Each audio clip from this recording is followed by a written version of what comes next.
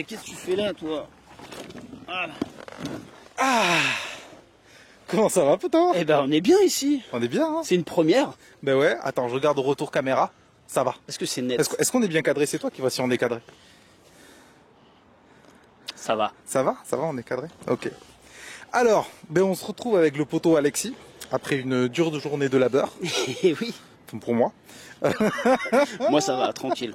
Donc grosso modo, on profite un peu des vacances, du temps qui le permet pour l'instant, et tout ça, pour essayer un nouveau format que ça fait longtemps qu'on veut faire. Ouais. C'est-à-dire, on se retrouve dans une situation où on a peu de lieux de gauche. Très peu. Très peu. On se retrouve au Havre avec une situation politique où on voit dans les mobilisations, on a tous du mal à mobiliser, on se sent tous un peu orphelins de lutte. On fait ce qu'on peut, mais on se retrouve toujours les mêmes à peu près à chaque fois qu'on fait des mobilisations, quelles qu'elles soient. Ouais. Toujours un peu les mêmes gens, quoi. Un peu. Et donc on s'est dit, en attendant, qu'est-ce qu'on peut faire? On n'a pas, faut qu'on crée d'autres espaces. Donc c'est pas une idée super originale, c'est rien de grandiose, mais juste on se prend nos deux petites chaises et puis on se cale quelque part dans l'espace public. On arrive avec 2-3 sujets en tête et on discute. On discute. Et si les gens ont envie de parler, bon là tout de suite, il n'y a personne. Il était censé, on est en été. On est en été. Un été au Havre. Voilà. Voilà, c'est l'ambiance que faut Édouard Philippe dans la ville. Et non, et la vérité, c'est que c'est une première pour nous. On essuie les plâtres, quoi. Exactement. Mais plus tard, le but, c'est aussi si les gens nous interpellent, venir avec nos chaises, on se cale quelque part avec les personnes qui veulent aborder un sujet, qui veulent qu'on vienne à un certain endroit, Ouais. Et let's go. Et puis on peut rediscuter, on peut déjà reprendre l'espace public. Oui, si vous voulez qu'on vienne dans votre quartier, dans votre entreprise qui est en grève, vous nous appelez et nous on arrive avec nos deux chaises, on vous fait parler, on parle, on fait une petite émission sur place. C'est ça. Et on est d'accord ou on n'est pas d'accord, mais au moins ça crée aussi des lieux de débat, de discussion et public. C'est-à-dire pas que entre nous. C'est ça. Et je pense que souvent on a les débats toujours avec les mêmes personnes, souvent dans les mêmes cercles. Et finalement, en fait, ce qui se passe je me demande à quel point ça va à l'extérieur. Ouais. On voit qu'on est toujours un peu les mêmes. Il faut que ça change. Il faut que ça change. T'es un peu traumatisé par la question, Alexis, c'est ça? Oui, c'est vrai que ça fait mal à mon petit cœur. Ouais, de toute façon, là, on va en parler. Parce qu'aujourd'hui, donc, pour commencer un petit peu la première, on va se baser un peu sur ce qui se passe en ce moment. Tout à fait. Donc, aujourd'hui, on s'est dit qu'en petite intro, on allait parler des questions prioritaires parmi toutes les questions Gaza. Faire un petit point, en tout cas parler 2-3 petites choses de notre situation à nous au Havre, de là où on se situe. Ensuite, on a dit on allait parler un petit peu des municipales, parce qu'on est à moins d'un an. Ouais. Continuer à parler, nous, au Havre des Luttes, on a commencé déjà. Oui, on parle des municipales. Tous les Havrais parlent des municipales. Pff, pas du tout. Les gens s'en foutent. Il n'y a que nous que ça intéresse. Moi, je pense que plus que les gens s'en foutent, les gens, ça les déprime. Ça les déprime. Tu vois. C'est vrai. Ils ouvrent le journal. S'ils ouvrent le journal, ils font ah merde. Et ils referment le journal et ils dépriment. Et en même temps, moi, j'ai l'avis en tant que personne politisée et militant et tout ça. Moi, j'ai un peu l'envie inverse. Je les comprends. Et moi aussi je déprime. Ben, on va en discuter. On déprime ensemble les frères et les sœurs. On déprime ensemble, ok? Et la dernière question qui va être un petit peu le gros du sujet d'aujourd'hui, parce qu'on en a discuté, on en a discuté avec nos amis, on en a discuté avec un peu de près ou de loin avec des camarades d'autres gars, bref.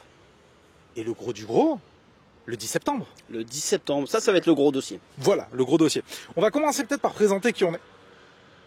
Ah oui. Bah ouais, parce qu'on fait le truc, on est trop entre Parce nous. que toi sur YouTube, qui ne nous connaît pas du tout, qui n'est pas dans les manifs havraises, bienvenue. Alex. Alex, c'est une dinguerie. Alex et Alex, putain, c'est j'ai le même pas titre pensé. de la vidéo. On a même pas de nom au concept. Bah voilà, ça y est, Alex et Alex. Bah allez, pourquoi pas, Alex Les et deux Alex. casquettes. Et Vas-y. attends, faut aussi présenter le Havre des Luttes. Ouais, d'abord présente Voilà. le Havre des luttes. Ça, c'est quoi ça? Le Havre des luttes, c'est une organisation. Au début, on savait pas trop comment se définir parce qu'on s'est créé pour ne pas faire ce que font les partis ou les syndicats. Et pas qu'on soit contre, pas qu'on soit pour, c'est même pas la question. C'est on s'est dit, on va tenter d'autres choses, de compléter en tout cas le champ de débat politique, tout en essayant d'autres choses parce que il y a des choses qui peuvent nous plaire chez eux, mais il y a aussi des choses sur lesquelles on s'y retrouve pas. Après, le titre est le nom est assez clair, quoi. Ça se passe au Havre et il y a des luttes. Voilà, c'est ça. Et donc, grosso modo, on va faire du fond, des conférences, on va faire justement des lieux de débat politique. On se disait, il y en a pas beaucoup au Havre, ben nous, on essaie d'en faire. Vous pouvez aller voir sur la chaîne YouTube sur laquelle normalement vous êtes, aller voir un petit peu tout ce qu'on a fait. On va aussi aller dans différents mouvements, on va à la rencontre de gens. Le but, c'est aussi, on va pas se mentir, de pousser sa gauche à sa gauche, de faire aussi, de poser un regard sur les luttes contre les inégalités. Et on est un peu un mélange dedans. Il y a des gens qui viennent du milieu syndical, politique, mais des gens qui n'en viennent pas du tout, des gens qui viennent de milieux aussi militants, des causes queer, des causes féministes. On a des artistes, on a bref, et ça fait un joyeux bazar en vrai. Ouais, non, très bien, très bien. Voilà. En fait, ça fait du bien. Rejoignez le Havre des luttes, rejoignez toutes les associations que vous voyez autour de vous parce que ça fait du bien. Parce que vous déprimez, je vois que vous déprimez. Tu dis rejoignez le Havre des luttes, on recrute pas nous. Ah ouais, non, on recrute pas du tout. Non, parce que nous, en vrai, on n'est pas un parti, on n'est pas un syndicat. Il dit ça, il est en mode recrutement, on se demande bien pourquoi. Ça sera coupé. Mais non, on appelle à rejoindre. Non, ne nous rejoignez, laissez-nous tranquilles. Non, mais l'écoutez pas. Il faut rejoindre. Il faut faire du forcing. Non, en vrai, si vous voulez venir discuter, ouais, carrément, si vous voulez venir travailler aussi, entre les montages, les cadrages, les bref. Ah oui. Mais donc, ouais, on est ça. Faites-vous un petit avis sur ce qu'on fait en allant voir la chaîne YouTube. On a beaucoup de projets à venir. Là, à la rentrée, vous allez avoir une vidéo et plusieurs informations bilan sur qu'est-ce qu'on prépare. Parce que nous aussi, on fait des bilans de nous-mêmes. Ça va faire 2 ans qu'on existe. On a réussi plein de choses par rapport à ce qu'on s'était donné comme objectif très modeste. Il y a des choses moins, il y a des choses où on voudrait avancer différemment. Et comme ça va arriver avec plusieurs annonces qui sont plutôt sympas, parce que t'es pas sans savoir qu'on prépare l'année déjà. Ça taffe sec. Ça taffe. On va rester quand même sur nos sujets politiques classiques, mais on va aussi aller vers d'autres et d'autres formats. Bref, ça travaille. Voilà, on vous en dit plus d'ici un mois et demi. Ouais, c'est ça. Allez. Mais si ça se trouve, des gens vont regarder cette vidéo en 2027. On ne sait pas. Donc, à un moment donné, c'est ça. Ben, en 2027, quoi qu'il arrive, le Havre des luttes sera très très fort à ce moment-là. Donc, rejoignez le Havre des luttes. Arrête de vouloir faire les gens rejoindre le Havre des luttes. Ok. Eh ben oui, c'est parti. Donc ça, c'est le Havre des luttes. Ça, c'est le Havre des luttes. Et ben nous, on est des militants du Havre des luttes et d'autres orgas aussi. C'est ça qu'on est. Voilà. Zoé, est-ce que ça va tout ce qu'on a dit? Il y a Zoé. Oui. Je sais pas quoi rajouter. C'était Zoé. Qui est sur son contrat mutuel. En ce moment, sécu et tout ça, c'est la merde, faut être dessus. Bon, au Havre, en tout cas, on a des gens qui taffent. Ouais. Et notamment... Bonjour. Et salut. Tu écoutes? Bon, bah, parfait. Je parle de plein de trucs, mais beaucoup de politique. Politique dans quel sens? Là, tout de suite, on a abordé la Palestine. Mais c'est juste, si tu dis des trucs, t'hésites pas, tu le mets au micro. Viens. Ouais. Et juste pour parler avec vous et tout ça, Mortel. genre, vous parlez de quoi et tout ça. Trop bien. Je pense que genre, c'est la première fois que je vois des gens comme ça avec des caméras et tout. Ouais, mais t'as raison. Tout le principe, c'est de se poser. On veut se poser dans un endroit où les gens peuvent venir voir et même venir parler s'ils veulent. Nous écouter juste s'ils veulent rester à l'écart. Mais s'ils veulent parler, il n'y a pas de souci. Ouais, c'est cool. Donc, on a un collectif au Havre, ouais, qui se bataille depuis. En fait, ça fait des années qu'il existait. En vrai, au vu du mouvement de lutte pour la Palestine qui avait pris un coup dans l'aile, c'était plus du tout une priorité politique, malheureusement. Il avait un peu disparu. Et bon, suite à ce qui s'est passé le 7 octobre et aux répercussions, aux répercussions, au mouvement génocidaire encore plus fort qui a eu envers la Palestine, il y a eu un besoin de remettre en avant de la scène cette question. D'ailleurs, je ne sais pas si tu te souviens, nous, quelque temps après le 7 octobre, au Havre des Luttes, toi à l'époque, je crois que tu n'y étais pas encore. Et nous, justement, on se dit, ça va intensifier la répression. Ce qui se passe va intensifier fortement la répression en Palestine. Qui, bon, on rappelle, hein, ça n'a pas commencé le 7 octobre, hein, ce qui se passe là-bas. Et puis, c'est là où on s'est dit directement, il va falloir au moins proposer un regard décolonial sur la question, un regard antisioniste, et c'est comme ça qu'on avait fait venir Alain Grèche d'Orient 21, ouais. Et qu'on avait aussi fait venir, c'était Jonathan qui était venu de chez Tzedek, ouais. Et qu'on avait fait la première conf, on l'avait fait avec le collectif Palestine et tout. Ouais. Ah oui, c'est un collectif qui maintient la lutte, même si ça a été parfois compliqué, parce qu'au Havre, c'est difficile de rassembler des gens, mais qui a tenu le choc samedi après samedi, organisé aussi des conférences, ils ont fait venir Rima Hassan au Havre, ce qui était un grand moment et un beau moment. Et Salah Nouri. Bien sûr.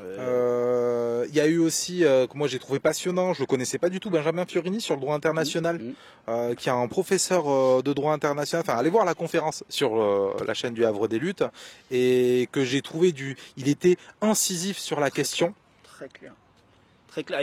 Enfin, c'est éclairant, c'est-à-dire qu'on a besoin de ça, parce que comme médiatiquement parlant, on a toujours l'impression d'être hors la loi et de jamais être du bon côté des choses avec la lutte pour la Palestine, que lui, il nous a rappelé que, non, en fait, on était dans le droit international et on était dans les clous, et que notre cause humaine est aussi une cause judiciaire, quoi. Ouais. Et que, on a eu aussi Sarah Grira qui est venue. Au Vivant, qui est maintenant enfermé, la librairie Au Vivant. Mais oui, que ce soit Benjamin Fiorini, que ce soit... Enfin, ouais. Et aussi, moi, je trouve que ces manifestations pour la Palestine ont souvent mobilisé beaucoup plus de monde que d'autres manifestations, parce que les gens aussi se rendent compte de l'urgence. Il y a peu de fois ces dernières années où en si peu de temps, comme pour la flottille ou comme ça, il peut y avoir du monde qui est mobilisé, parce que les gens se rendent compte de à quel point le moment il est sordide. Et là, maintenant, on se retrouve avec la France qui veut reconnaître la Palestine. Rappelons-le aussi, parce que quand même, parfois il y a aussi des bonnes nouvelles. Il y a eu la libération de Georges Ibrahim Abdallah, qui, après 40 ans en tôle en tant que prisonnier, il était temps. Ce qui est une vraie victoire militante et politique pour les défenseurs de la question palestinienne. Et on peut quand même trouver incroyable que le gars, après avoir passé tant de temps en prison, il se retrouve dans son pays, et la première chose qu'il dit, c'est juste pour la cause palestinienne. Il parle que de la cause palestinienne, il parle jamais de ce qu'il a vécu, de la souffrance qu'il a, d'être resté en prison bien au-delà de la fin de sa... Enfin, c'est fou, c'est vraiment beau à voir. Et ça fait partie de ces militants, c'est des phares dans la lutte. Comme tu dis, il a passé 40 ans, moi j'ai même pas 40 ans. Il a passé 40 ans en prison, il ressort, il a jamais lâché, il ressort avec une déterre d'y retourner. Enfin, vraiment, c'est un exemple pour tous. Et on se retrouve avec cette situation qui est pas miraculeuse. La France qui après plus d'une centaine, je sais plus si c'est 140 pays ou autres, qui ont déjà reconnu l'État palestinien. On se retrouve avec la France qui en plus veut être, on veut dire, la tête du G7 qui reconnaît, qui veut en embarquer d'autres. Bon, mais c'est quand même une victoire militante dans le moment où on vit, parce que c'est grâce aux forces militantes qui se sont mobilisées. On se retrouve dans cette situation, mais nous, ça nous met aussi dans une situation locale où Édouard Philippe s'est exprimé sur la question. Ouais. Édouard Philippe... Comme à son habitude, il a dit de la merde. Mais de la merde qu'il a déjà dit, d'ailleurs. Oui, il reste sur sa ligne de dire de la merde, quoi. C'est terrible. Hein. C'est ça, c'est-à-dire pour lui, il nous redit encore une fois, il n'est pas encore temps de reconnaître la Palestine. C'est trop tôt. C'est trop tôt, la situation ne le permet pas. Mais ce qui est horrible dans cette situation, c'est que Bah, il fout la honte au Havre en fait, parce que ce monsieur-là, quand il parle, il fout la honte à tous les Havrais aussi. Ouais, et qu'on est en train de parler d'un génocide. Bah, bien sûr. On est, ce qu'il faut qu'on comprenne, et moi je trouve que c'est important d'en parler de la situation où on se trouve au Havre, parce que moi j'aime toujours le fait de militer du point de vue où on se trouve, c'est là où on a le plus de puissance potentielle d'action. On se retrouve au Havre, on se retrouve avec un maire qui est pour la collaboration avec un État génocidaire, avec un gouvernement fasciste et génocidaire. Et je pense que est-ce qu'il n'y a pas moyen, à un moment donné, d'essayer de faire, je sais qu'il y a des villes qui ont fait ça. Oui, de nous-mêmes, c'est-à-dire mais nous, avec demander le au collectif, par municipal, exemple, de demander à jumeler avec une ville. Et de demander au une ville de conseil Palestine. municipal la reconnaissance symbolique, parce que, ok, on doit ne servir à rien, mais symbolique de l'État de Palestine, parce que derrière, c'est plus dur pour un maire dont la ville est... Rappelons-le, pourquoi on parle aussi de ces rapports de force? Il a des élections municipales à assurer, le gars. Donc si dans sa ville, il y a beaucoup trop de gens qui sont pour cette question-là et qui lui foutent de la pression sur cette question-là, s'il veut la gagner pour aller derrière au présidentiel, bon, nous, quoi qu'il arrive, on ne veut pas qu'il gagne, hein, c'est pas la question, mais lui foutre de la pression sur ça pour qu'il soit un peu cornerisé par la situation électorale, est-ce que ça peut pas avoir son intérêt? Moi, ce que je trouve beau, c'est que tu sois optimiste à ce point-là, mais... C'est ça que mais non. Désolé, là, je vais mettre mon grain de sel, mais il s'en fout et il va s'en foutre. Enfin, le mec, il croit C'est au pas son racisme électorat. anti-blanc. Non, mais c'est pas son électorat. Mais, c'est pas son mais c'est électorat. là où vous me comprenez. Je dis pas qu'il faut lui demander. Ah, c'est là où je parle de imposer, rapport de force. On est d'accord, il faut lui imposer, mais concrètement, comment on fait? Parce que c'est particulièrement dur au Havre de s'imposer. Hein. Ouais, mais on a une liste d'opposition qui peut faire la proposition. On a, moi je suis très critique envers le PC, c'est pas nouveau, mais on a aussi le privilège d'avoir un député qui, quelles que étaient les positions de son parti, même si historiquement c'était pas mal en plus sur la question palestinienne, lui il restait solide, tout du long de la question. Enfin, Jean-Paul Lecoq est très solide sur la question palestinienne. Ah ouais, carrément. Donc lui, bien sûr, il y aurait la possibilité de demander, de faire cette demande et de effectivement corneriser de mettre en avant, d'arriver avec, de le filmer, de filmer la séance, de demander est-ce qu'il n'y a pas moyen, tu vois, de rendre public la chose. Et moi, sans ça, je parle de rapport de force, demander qu'il en a rien à foutre. Oui. Même moi, je pense, parce que, bon, il y aura peut-être bientôt une petite vidéo sur le livre qu'il a écrit dernièrement. C'est en cours. Le livre est lu. Il est plutôt médiocre, mais ça, c'est encore autre chose. C'est vraiment un livre de campagne où il n'est pas clair parce que ça lui laisse encore le temps de prendre des positions, mais il commence à envoyer des idées. Et surtout, c'est un livre envoyé aux rédactions pour être invité dans les plateaux. Bref, voilà, un livre de campagne, c'est assez chiant à lire. Mais par contre, ça donne des lignes politiques et il a tout un passage où il met en avant Reagan et Thatcher, et donc la Grande-Bretagne et l'Allemagne, parce qu'on voit, déjà avec la France, ce sont les 3 premières puissances économiques d'Europe, et on voit qu'il veut quand même créer une alliance là-dessus pour créer une puissance européenne à l'intérieur de l'Europe qui mènerait la barque. Et ce sont les 3 des États d'Europe qui sont les plus répressifs sur la question palestinienne aussi. Et en fait, dans les enjeux, lui, qu'il aura de négociations ensuite au niveau européen avec ses partenaires, d'être aligné sur les positions et que cette question-là internationale qui est primordiale, il ne soit pas en désaccord ou dans des lignes différentes, est très importante pour lui. Oui, oui. Notamment la Grande-Bretagne ou derrière, et pareil, l'Allemagne, qui sont liés avec les États-Unis et où on connaît les positions des États-Unis sur la question israélienne. Oui, on les connaît. Voilà. Monsieur aux cheveux orange, là. Enfin, c'est quand même bien triste quand on connaît l'histoire du Havre, quand on connaît ce que ça a fait dans nos chairs et dans nos âmes, même encore aujourd'hui, la destruction totale de la ville. On devrait être en empathie totale avec le peuple palestinien qui est en train de vivre exactement la même chose, enfin en 10 000 fois pire. Le peuple havrais, il est charnellement connecté avec ce que vivent les Palestiniens. Donc oui, il faut aller rappeler ça à Édouard Philippe et rappeler notre soutien total à ce peuple qui vit une atrocité tous les jours. Ouais, et comme tu dis, le Havre qui a été détruit pendant la Seconde Guerre mondiale, où il s'est passé des atrocités, où on a actuellement quand même Gaza qui est moi, quand je vois les images, Gaza n'existe plus. Moi, je vois. Franchement, dans ma vie, il y a peu d'images qui m'ont autant traumatisé que celles qu'il y a actuellement. À chaque enfant, moi, j'ai l'impression de voir mes gamins. C'est une horreur. Et je ne comprends même pas qu'un responsable politique, quel qu'il soit, qu'on puisse avoir une précaution à la prise de parole et à la prise de défense.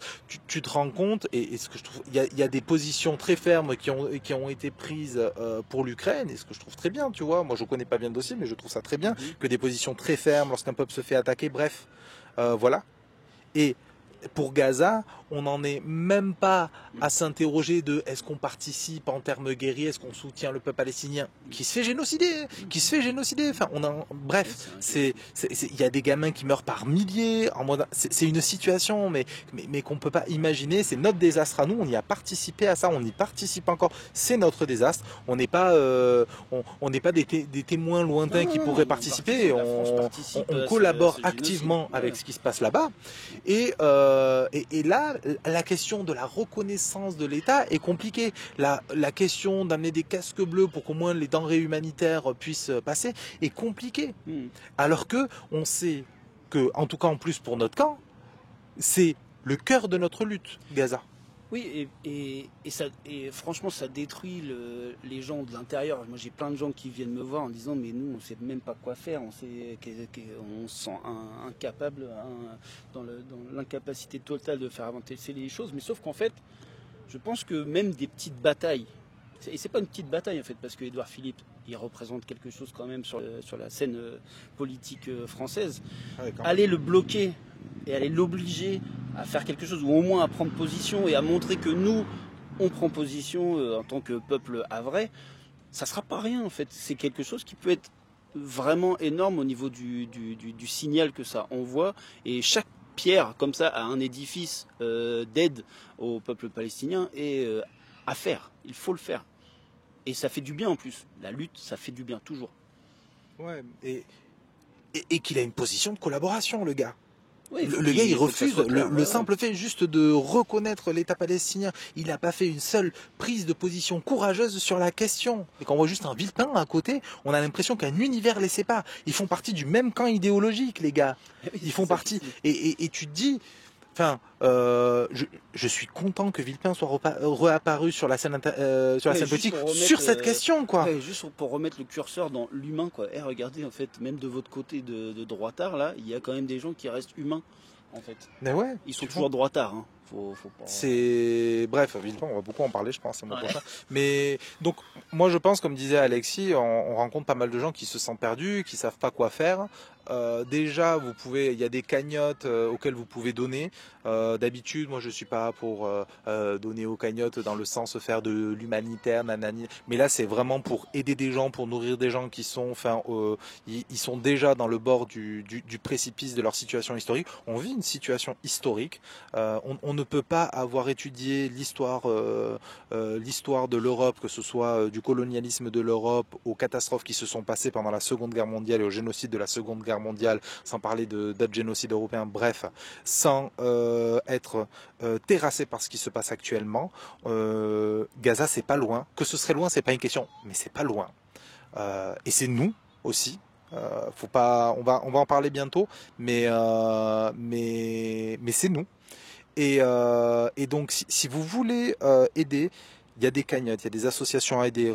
Il y a le collectif Palestine qui essaie de mobiliser des gens. Mobilisez-vous. La lutte n'est faite que des gens qui intègrent la lutte et qui participent. Comme vous pouvez faire une tractation, tracter un jour, aider à imprimer un autre, à coller, venir aux manifs, mais essayez porter une parole aussi selon les milieux desquels vous venez. Mais n'ayez pas peur. C'est à côté de ce qu'ils vivent eux, c'est rien. C'est ça, pour en avoir parlé avec Rima Hassan qui se prend des horreurs de commentaires sur les réseaux sociaux et tout ça, et même dans la rue et tout, on lui demandait l'autre jour, mais comment tu survis à ça? Elle dit, moi je pense juste à ce que subissent les Palestiniens chaque jour, et moi tout de suite je me dis, c'est rien ce que je vis. Donc il y a des curseurs comme ça qui te remettent un peu les idées en place. Donc, Là, on va passer sur un autre sujet, celui des municipales. Je voulais dire aussi, n'hésitez pas à commenter, à débattre, c'est fait pour. Traitez-nous dans les commentaires, il n'y a aucun souci. Non, mais en vrai, oui, carrément. Et d'ailleurs, ça permettra de continuer tout ça aux prochaines occasions, peut-être avec d'autres gens qui sont en profond désaccord avec ce qu'on dit, ou en accord et qui veulent en parler, ou qui veulent parler d'autres sujets, il faut pas hésiter. Donc les municipalités. Alexis, toi, t'es un peu au cœur de la chose. Waouh, au cœur, mais je suis central. Il a dit les centristes, il a dit Macron, il a dit les centristes. Le monde pivote autour de moi. Ouais, mais je suis au centre. Ok, Macron. Je suis ni de droite ni de gauche. Je suis au centre. Il est ruffiniste. Hein. Non, pas du tout.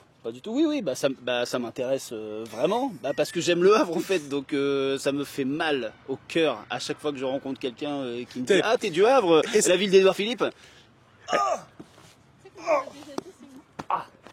On m'a déjà dit c'est où le Havre? On t'a déjà dit où c'est? C'est où Le Havre? C'est au cœur du monde, c'est au centre du monde. On est au milieu, on est à la fin, on est au début, on est partout. C'est Le Havre, c'est là où il faut être. C'est pas si étonnant, mais quand on m'a dit ça, j'étais genre quand même. C'était une provocation parce qu'évidemment les gens savent. Non. Le Havre. Par contre, j'aimerais bien, tu vois, en tant que Havre, que tu nous fasses un petit là, qu'est-ce qui s'est passé ces derniers mois et qu'on en arrive là, c'est en mars ces élections municipales. En fait, les élections municipales.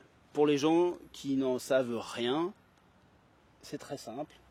Il y a la team Édouard Philippe qui est actuellement maire du Havre et qui a bien décidé à le rester et qui s'est présenté en tant que candidat pour les prochaines municipales et aussi pour les présidentielles, c'est-à-dire qu'on est des serpillères, on est des tapis, un tremplin pour sa future élection, on est que ça pour lui, c'est-à-dire que il va être maire 1 an et après, pour lui, il sera présidentiable. Donc autant vous dire qu'il se fout de nous. Il y aura certainement une team RN quelque part, des gogoles racistes et avec des idées d'abrutis pour changer les choses au Havre. Il y a des économies à faire. De toute façon, l'argent, on va en trouver. Où? En baissant l'immigration. J'ai comme ophtalmo un juif et j'ai comme dentiste un musulman. Là, vous me posez une colle. Et il y a en face 3 teams pour l'instant. Une team ni de gauche, ni de droite, ni de gauche, ni de droite, qui s'appelle Le Havre est à vous. C'est des gens à l'intérieur que j'estime, mais que je ne comprends pas. Alors là, il allait faire, tu sais, comme t'as quelqu'un qui dit tu dis oui, t'es gentil. Tu vois, il dit moi aussi je te trouve gentil. T'as fait la même politiquement. Je comprends pas le projet. Personnellement, moi, quand on me dit non, mais je vois bien l'idée d'être apartisan, d'être dans aucun parti, parce que les partis c'est dégueulasse et tout ça.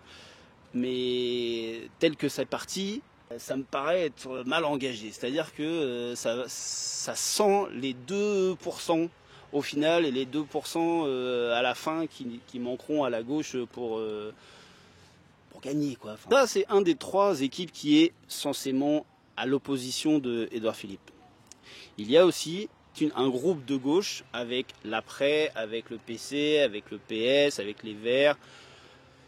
Voilà, ça c'est un groupe de gauche, d'alliance un peu comme la NUPES, quoi. C'est un peu la NUPES havraise. Qu'est-ce qu'il y a pour la tête? Non mais voilà, d'accord. Tu veux que je dise ça? Ça c'est le groupe. Et il y a en face un groupe LFI qui ne veut pas s'allier avec le groupe de coalition de gauche. Pourquoi? Notamment parce qu'il y a le PS à l'intérieur et que ça sent la traîtrise. On connaît un peu les positions du PS qui est très content de gagner avec toutes les partis de gauche et puis après pas bien suivre en fait quand il s'agit de prendre des décisions de gauche. Les gars ne sont plus là. Où sont-ils? Qu'est-ce qui se passe? Cet adversaire, c'est le monde de la finance. Je ne veux pas perdre de temps. Donc voilà les forces en présence, j'ai envie de dire. Pour l'instant, s'il n'y en a pas d'autres qui s'ajoutent. S'il y en a... Comment ça? Moi, bref. Oh non, pour l'instant c'est comme ça. C'est assez représentatif de ce qui se passe nationalement. On va pas se dire le contraire. Qu'est-ce que tu avais? Il avait un aveu à faire. Non, c'est... Moi, je suis team LFI, bien sûr. Ouais, déjà, c'est ce que j'allais dire, que t'as été plus gentil avec l'un des trois groupes que t'as présenté, ça c'est pas vu. Je sais pas pourquoi. Non, toi tu veux pas dépeindre le panneau. Moi non plus. Allez, la campagne elle a même pas commencé, on va dire. Ça Donc a on a pas le droit commencé, en vrai, ça a pas commencé. donc on a le droit d'être un peu déprimé pour l'instant. Ouais, et incisif. Ah, soyons incisifs. Mais non, en vrai moi ce que je pense, quand on voit les dernières municipales comment elles se sont passées, c'est-à-dire que les dernières municipales, Édouard Philippe, il est passé au second tour déjà, pas au premier. Il y a eu 38% de personnes qui ont été mobilisées, c'est tout. C'est-à-dire, il y a un champ électoral immense qui a mobilisé, qui n'est pas mobilisé au Havre. C'est-à-dire, il faut même pas s'approcher des 100%, juste 10% de personnes de plus, ce qui ne ferait même pas arriver aux 50%, change déjà la donne.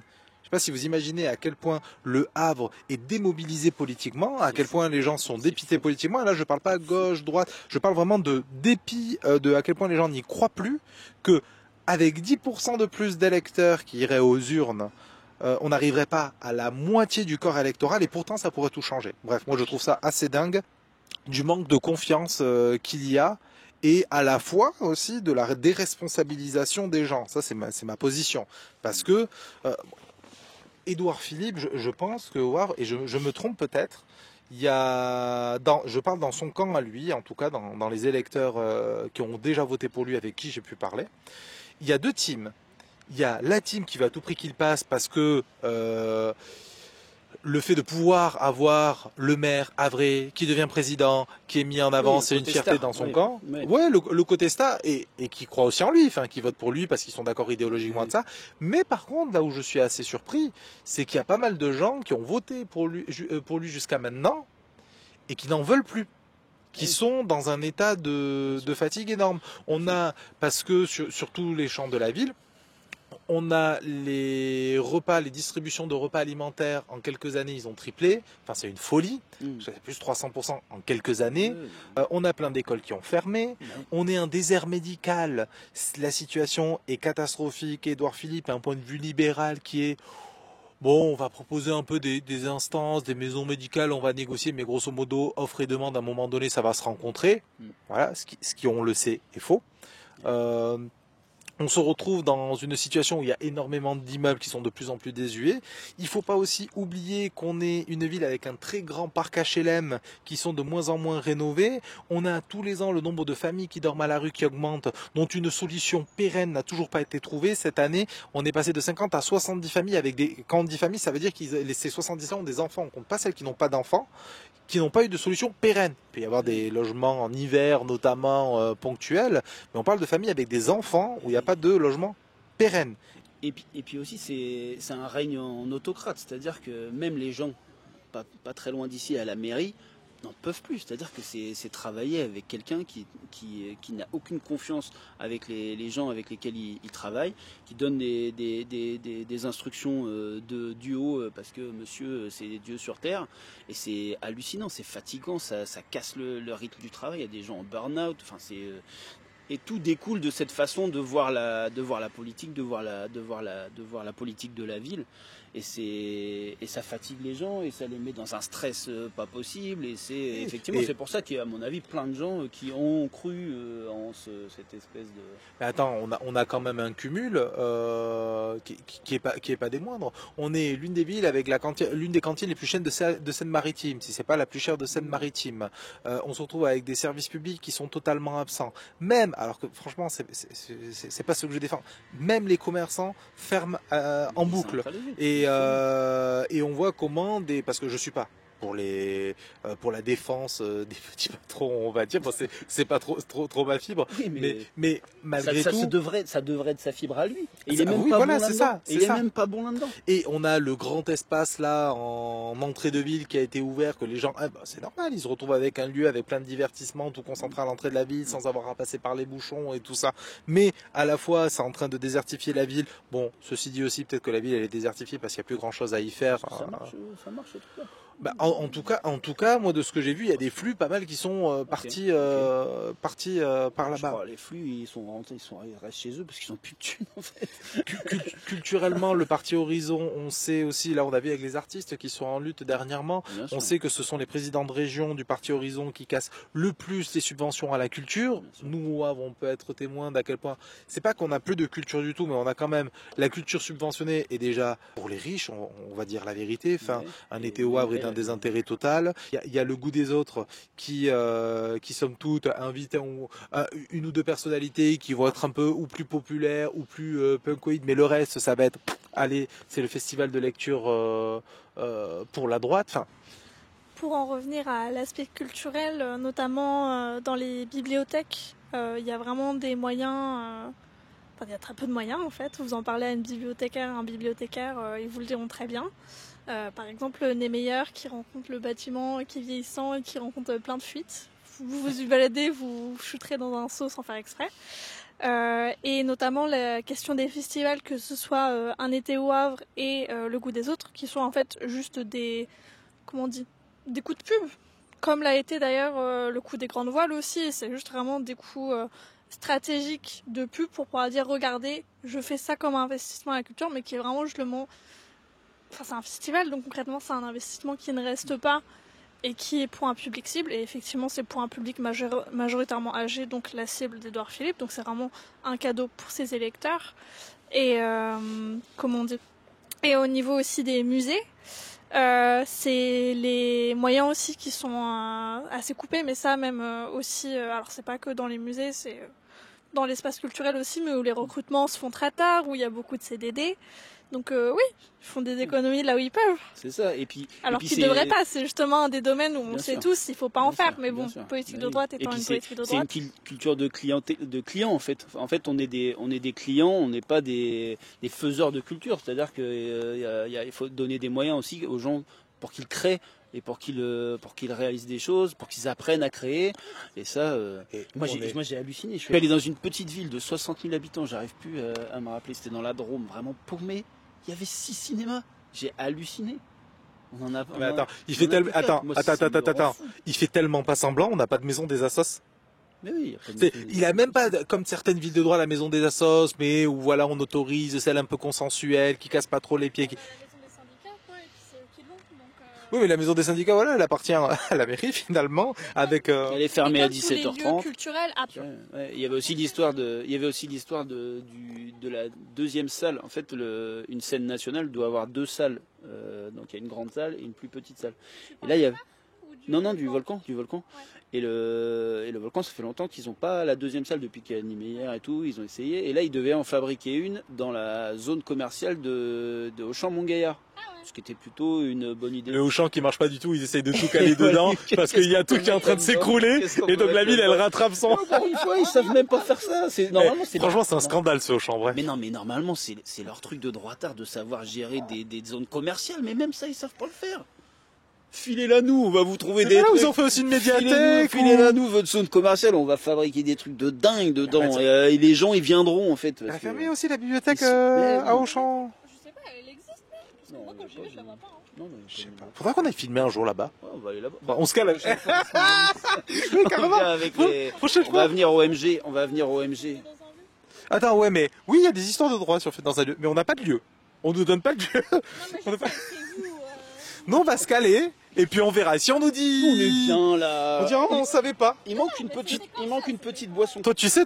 Il Moi, je manque sais une pas. petite boisson. C'est quoi? Ouais, mais moi, il manque une petite boisson, mais comme moi, depuis 3h du matin, je prépare à manger pour des gens, je les ai servis, je me suis dit, il y a mon pote Alexis, il va prévoir que son ami travailleur, pendant que moi je glande, je vais lui faire un petit café, je vais lui faire un petit, tu vois. Tu veux, mais je sais même pas si je l'ai. Mais non, c'est juste à Alexis, tu vois, moi je vais ramener les caméras, les chaises, J'ai la travaillé motivation. jusqu'à 18h49 et je suis arrivé à 18h55. À quelle heure t'as commencé? J'ai fait du ponçage. J'ai poncé mon Il est sol pas à ponceur, 8h les gars, du il est mat. monteur à la base. Ponceur monteur. Ouais, monteur, ouais. Je vais te Bref, poncer, tu vas voir comment je vais rien dire. poncer Il y a des dossiers, je vais rien dire. Putain, ouais, je commence à 10h. Ouais, et alors il y a quoi? Donc oui. Non, il y a plusieurs choses qui vont pas. Et là, sur le lancement des municipales qu'il y a pour l'instant, alors peut-être vous vous en rendez pas compte, pour toutes les personnes pas trop habituées actuellement, on va dire, au milieu politique à vrai et tout ça, la seule chose que vous avez pu en voir, grosso modo, c'est ce que dit le Paris-Normandie. Le Paris-Normandie qui est extrêmement axé à montrer la division de la gauche, taper sur la gauche et mettre en avant Édouard Philippe. Ils ont même fait tout un article double page, je crois que c'est, où ils interrogent la gauche sur Édouard Philippe. Nous, pour vous fassiez une idée, on a fait des événements, il y a des événements qu'on fait plutôt politiques, on fait venir des personnes qui sont reconnues dans le milieu intellectuel, qui peuvent être reconnues dans le milieu culturel, et on a envoyé par exemple plusieurs communiqués de presse pour dire au Paris-Normandie ce qu'on faisait. Jamais ils ont communiqué sur ce qu'on faisait. Petit message pour le Paris. Non, bah après c'est pas une surprise, c'est un peu caricatural. J'ai envie de dire. Moi personnellement, je comprends pas. Par exemple, je comprends pas sur les municipales. Quand ils parlent de Jean-Paul Lecoq, ils mettent une photo. Mais c'est pas possible. Il s'est fait mélanchoniser Jean-Paul Lecoq. C'est pas gentil de faire ça. Mettez une photo de Jean-Paul qui est un beau gosse. Il est beau gosse, Jean-Paul. Mettez-le bien, Jean-Paul. C'est quoi votre histoire de mettre c'est pas possible. Ou alors c'est que vous voulez vraiment pas le représenter de façon sympathique. À voir. Et regarde, ils ont fait une série d'articles sur la division de la gauche. Nous, il faut savoir que la gauche, effectivement, a ses débats. Nous, les débats, venez, on a plusieurs camarades dont les débats étaient à côté de nous et tout ça. On se dit, vous voulez débattre, pas de souci. On fait un débat, on vous met tous les partis qui souhaitent aller aux élections ensemble. Vous parlez 4 heures de débat. Lieu public, centre-ville, un dimanche, annoncé plusieurs semaines à l'avance, 3 communiqués de presse à plus d'une trentaine de médias. Et je crois qu'il y a, non c'est pas je crois, c'est il y a personne. Alors que ils ont enchaîné les articles pour dire à quel point ils étaient divisés. Personne n'a dit, là il se passe un événement où ils vont tous débattre et parler autour de la table. Et c'est même pas pour qu'ils soient ensemble, nous on voulait créer un débat de fond, personne n'en a parlé. Il y a vraiment une volonté de montrer que la gauche qui se prend la tête. Et quand on la montre, quand on veut vraiment la montrer, on va la montrer aussi à travers des faux scandales. C'est-à-dire on va montrer Jean-Paul qui va défendre les salariés mais avec une tête où on dirait qu'il est en train de s'arracher la gorge à crier, alors que pas du tout, c'est la photo qui est mal prise. On va parler de la FI lorsque Axel et Jawed se prennent une grosse vague d'harcèlement transphobe et islamophobe et on sait qu'ils vont se dorer la pilule à dire oui mais attendez, vous avez vu, quand ils sont dénoncés on leur a donné la parole. Mais on sait aussi que les seuls moments où ils leur donnent la parole de façon un peu non conflictuelle, c'est pour montrer une vague de harcèlement aussi. C'est-à-dire, voilà, vous regardez, on donne la parole, mais aux 2 candidats qui quand même... C'est très compliqué de ne pas leur donner la parole à ce moment-là, parce que ça a fait le tour nationalement, donc eux, ils étaient obligés, en fait, de quand même... Bien sûr, mais je veux dire, après, ça montre aussi Non, mais peut-être qu'on peut le regarder... Essayons de le regarder de l'extérieur et peut-être, disons-nous qu'on n'est pas assez intéressant pour le moment. Ça, c'est encore un autre problème. Ça faisait partie de ce que j'allais dire. C'est ça, hein, peut-être que Paris-Normandie a raison de ne pas trouver intéressant nos trucs de gauche, mais c'est dommage. Tu te de ma gueule de dire Paris-Normandie, peut-être ne trouve pas intéressant nos trucs de gauche. Je fais la flagellation. T'as vu ça? Il défend Paris-Normandie. Non, j'essaye de. Il l'a dit tout à l'heure, centriste. L'avocat du diable. C'est le nom de mon émission, venez la voir, l'avocat du diable. On a besoin de faire ça, justement. C'est pas l'OPS. Et après, donc, nous, on a fait un débat. Je vais couper, je suis le monteur du truc. Ça dégage. Non, la vérité, nous, on a donc organisé ce débat. On a été aussi filmer le meeting il n'y a pas longtemps. On suit un peu de près ce qui se passe. La campagne, on va dire, elle est censée commencer officiellement, je pense, à la fin de l'été, on va pas se mentir. Hein. Ouais, la vraie campagne municipale, elle va décoller en septembre. Septembre, vous n'êtes pas prêts. On verra si on n'est pas prêt.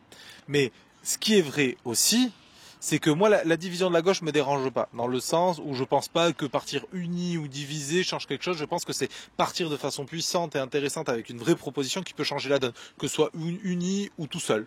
Voilà.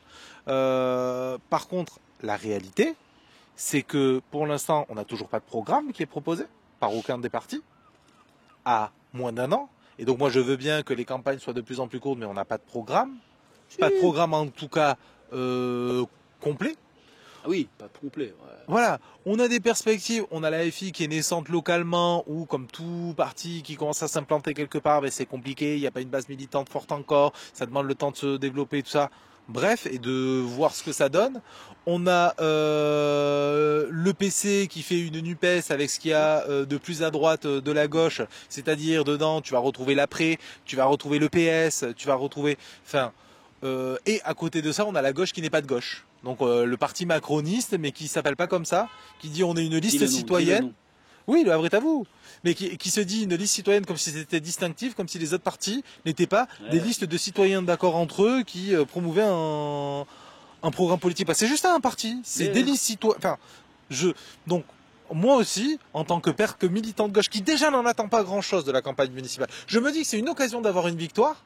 C'est une occasion parce qu'on a un boulevard avec quelqu'un. Très possible. Ah oui, non mais c'est possible encore. On a une forte démobilisation, donc on peut vite ramener à notre camp. On a une situation de la ville qui est très compliquée, une précarité qui augmente, il y a de moins en moins d'habitants au Havre. C'est pas pour rien. Attends. À côté de ça, on a une gauche qui n'est même pas plus inquiète que ça. Et moi je vois quand j'en parle, ils sont pas inquiets. Oh non, ça, là c'est parce qu'ils parlent avec toi et qu'ils veulent pas paraître inquiets devant toi parce qu'ils ont peur que tu les bouffes. Je suis gentil, moi. Moi, je suis gentil.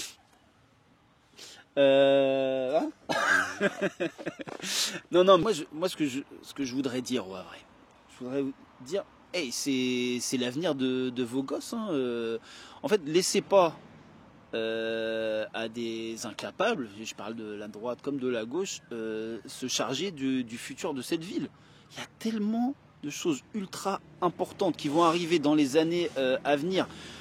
La municipalité, c'est finalement un des endroits où on va avoir le plus de choses à jouer pour la survie, vous voyez bien le dérèglement climatique, vous voyez tout ce qui arrive politiquement, internationalement et tout.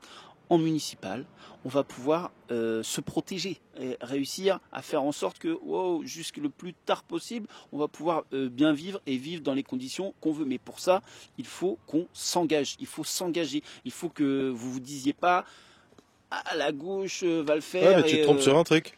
Tu es en train de dire aux gens « Engagez-vous pour une cantine un peu moins chère et les transports gratuits les week-ends ». Mais je viens de dire, je parle de réchauffement climatique et de sortir des barricades. Je suis désolé, pour l'instant, il n'y a pas de réponse de la gauche sur ces questions-là. La gauche a fait, Et attention, je dis pas, ça peut vite changer. Enfin, on a les campagnes vont vite, les mesures peuvent vite changer. Mais pour l'instant, je suis désolé. Ça va peut-être faire le lien avec ce qui arrive après.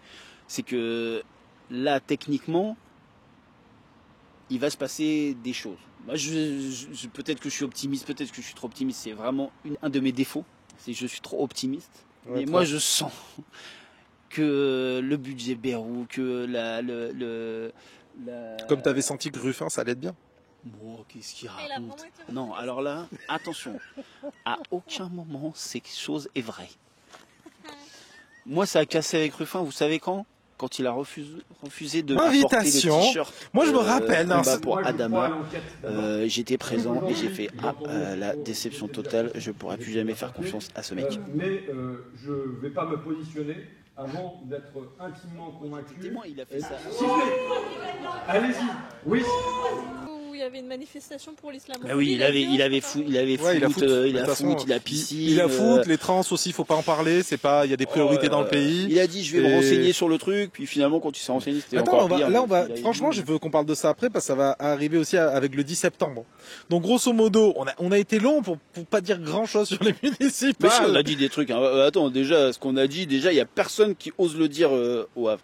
De faire l'état des choses, de ce qu'on est, de qu'est-ce qu'on est. Oui. Parce que à la fois, je pense que les gens, ils ont peur de faire l'état des lieux, de dire, de le mettre noir sur blanc, parce qu'en fait, ça fait pas rêver pour l'instant. Mais tout est possible.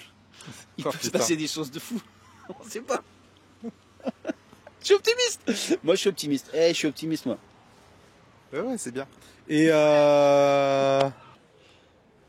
toi, t'es content là en ce moment? Mais non, moi je suis jamais content. Moi je veux plus. Je suis toujours optimiste. Je suis jamais content. Je suis optimiste, mais jamais content. C'est ça d'être optimiste. C'est que là ça va pas, mais plus tard ça va être bien. Mais là ça va pas. Il faut bosser. Il faut y aller là. Il faut qu'on y aille. Il faut qu'on soit dans les barricades. Moi j'ai hâte au 10 septembre. Ah, on vient au sujet. Voilà, le vrai sujet il est là. Je vous le dis que le monde va changer là. On va mener la révolte internationale et ça va commencer en France. On en parle de ce qui se passe des débats à la con là? Bon, qu'est-ce que c'est le 10 septembre? Moi j'ai vu ça sur les réseaux, je vois un truc, 10 septembre on fait machin. On fait quoi? Je regarde, je vois des gens un peu énervés, je suis énervé, je me dis mais c'est super. Donc on en parle, on se dit bah pourquoi pas, on se monte, ça nous hype. Non, c'est même pas pourquoi pas. C'est toi tu vois ça de ton côté, moi parce qu'on l'a pas vu en même temps. Même, on était tous les deux motivés direct. Donc on s'est dit il y a un truc, on y va. Et on n'a pas compris quand. Alors toi t'as fait un post, moi j'ai fait un post, et moi j'ai pas compris la froideur avec laquelle certains gens sûrs, des gars sûrs que je connais depuis longtemps, qui sont parmi les Havrais, les quelques Havrais qui sont toujours là dans les manifs, j'ai pas compris. Il y a une froideur genre ah ouais non mais ça sent le truc avec des fachos. Mais en fait les leçons des gilets jaunes n'ont pas été prises. Ouais, mais alors en fait, ce qui s'est passé, c'est un grand classique de ce qui s'était déjà passé aux Gilets jaunes. C'est il y a une montée de soulance populaire, on peut dire, tu vois, d'énervement populaire qui dépasse encore une fois le cadre habituel. Et moi, je pense en vrai que c'est voué à se reproduire de plus en plus et de plus en plus intensément. Ou pas, mais ça veut dire que la répression aura encore pris un stade de violence encore plus élevé, et ça sera encore plus inquiétant, parce qu'on est déjà quand même à un certain niveau. Mais ce qui s'est passé, c'est que derrière ça, c'est mélangé, ça aussi il faut le rappeler, c'est mélangé à toute cette hype de c'est Nicolas qui paie, à ce moment-là, tu vois, il y a ce moment de c'est Nicolas qui paie, et c'est vrai, parce que par contre, ça c'est une vérité, c'est un mélange pour un militant de gauche classique et tout ça, peu orthodoxe de personnes qui se motivent. Tu vois, et moi, je me chauffe. Salut. Dinguerie. C'était bien ou quoi? Là, on est avec des militants qui passent, qui viennent de faire du porte-à-porte, je pense. Là, il y a des gens qui taffent. Qui ont le sourire. Ça, c'est la gauche qui taffe. Je vous le dis, ça, moi. Parce qu'il y a une gauche qui taffe pas? Oui. Oui, je dois l'avouer, il y a une gauche qui taffe pas. Et qui va dans les parcs, qui s'assoit sur des chaises. Mais va te niquer. Ah non, mais je te jure. Donc, ouais, le 10 septembre. Donc, il y a ce truc qui monte, et là arrive Et en fait, il y a le réflexe de nouveau des Gilets jaunes. Mais moi, je dirais même... Non, des réflexes de la gauche face aux Gilets jaunes. Dit, ah, mais moi, je dirais même plus que ça, parce que moi, je vois aussi une partie de la gauche qui a fait le bilan, qui dit, on y va. Tu vois, on verra, on n'est pas sûr, on verra, mais nous, on y va parce qu'on veut... Ce qui change déjà de la dernière fois. Il y a une plus grande... Par contre, plus que le même réflexe des partis et des syndicats, c'est le réflexe des partis et des syndicats chez les anciens qui sont bien implantés dans le truc, et aussi ça part trop en cacahuète, tu sens qu'ils vont pas maîtriser la chose, et que ça leur plaît pas de pas trop maîtriser ce qui se passe, et que c'est là où ça dérange le plus. Oui, mais après, on voit pourquoi. Si un mouvement il part en sucette et hors de contrôle des syndicats, ils aiment pas trop. Bon, bah, il n'a même pas commencé. Bah oui, mais c'est leur façon de fonctionner. Après, c'est ce que je disais aussi, c'est qu'il faut quand même qu'ils fassent le bilan du fait que ça marche plus au fait. Macron, le dialogue social, ça ne marche plus.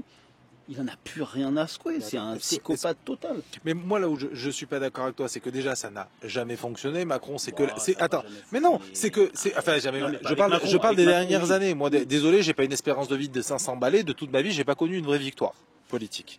Donc non, mais moi je peux te dire que j'en ai connu des victoires. Non, et je parle pas localement, je parle pas dans des boîtes où les syndicats peuvent être super efficaces, je parle pas de mairies qui peuvent être... Enfin tu vois, moi je te parle d'une victoire sincère et honnête, assez générale, d'un mouvement populaire. Moi, je n'en ai pas connu, quasiment. Ce qui se rapproche le plus d'une victoire politique, c'est la recrudescence du sujet palestinien en ce moment et c'est même pas une victoire. Enfin... La victoire est que ce sujet-là, le sujet des coloniales, tu vois ce que je veux dire. Mais bref. Ouais, je vois ce que tu veux dire.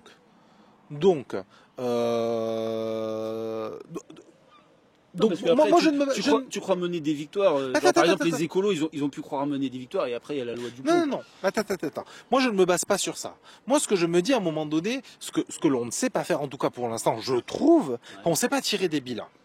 Ces dernières années, la gauche, dont je fais partie, donc voilà, a raté beaucoup de coches.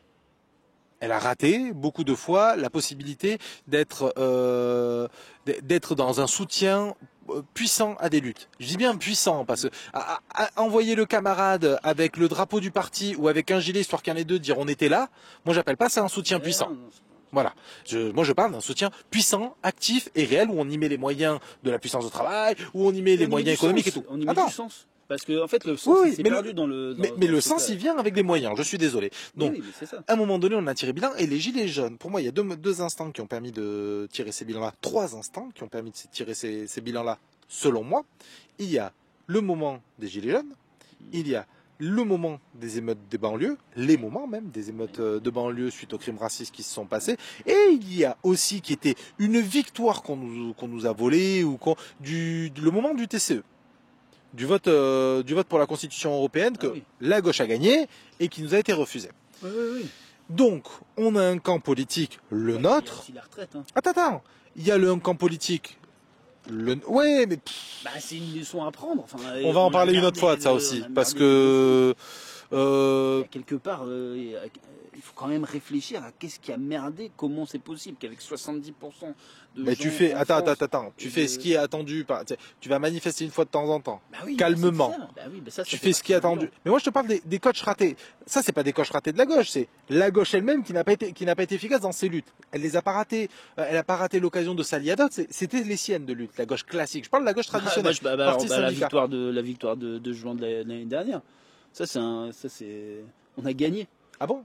Avec plus de 100 députés RN à l'Assemblée, on n'en a jamais eu autant, on a gagné. S'il y avait les proportionnels, on perdait. Ils ont eu plus de voix que nous. Pour toi, c'est une victoire.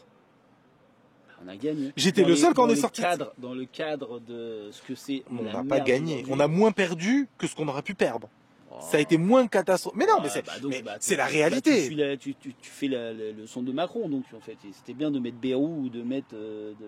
Attends, quoi je fais la leçon de Macron? C'est ça qu'il nous dit. Il nous dit désolé, mais il y a plus de mecs. Non. Il y a toute la droite qui est là. Attends. Alors pour toi, une victoire pour la gauche, c'est plus de députés. Mais c'est ce que tu es en train de me dire. Pour toi, une victoire pour la gauche, c'est plus de députés RN qu'on en a jamais eu depuis.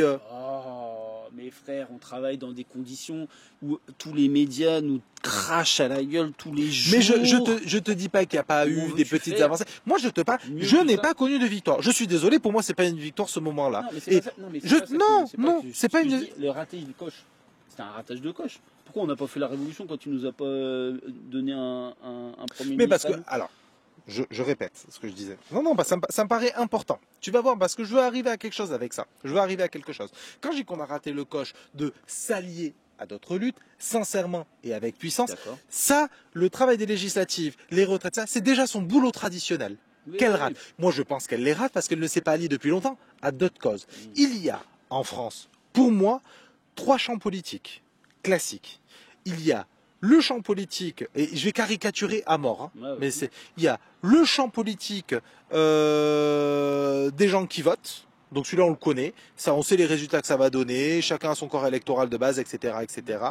Il y a le champ politique des gens qui votent pas, qui sont plutôt à droite, et le champ politique des gens qui votent pas, qui sont plutôt à gauche.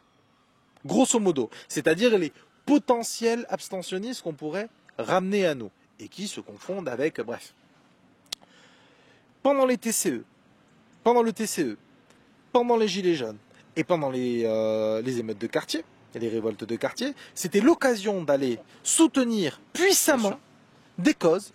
La gauche, elle a fait quoi? Elle a condamné, mis de retrait, c'est des sauvages sur les émeutes de quartier, c'est de l'extrême droite et tout ça sur les Gilets jaunes. Donc moi, ce que je dis, je tire le bilan de toutes ces défaites-là. Il y a un mouvement hétéroclite qui n'est pas propre de gauche, mais les mouvements propres de gauche n'existent pas. Toi et moi, on y a été au mouvement des retraites, des gens racistes, des gens homophobes, tout ça. Il y en avait, il y avait même des gens qui votent RN au sein des retraites parce que les retraites, ça les regardait, etc. Bref, c'est déjà un mensonge qu'on se raconte à nous-mêmes. Évidemment, qui a été porté par des instances de gauche classiques. Par contre, il n'y avait pas que ça dedans. Et ces instances de gauche classiques elles-mêmes ont beaucoup de choses à remettre en question qu'elles ne font pas elles-mêmes.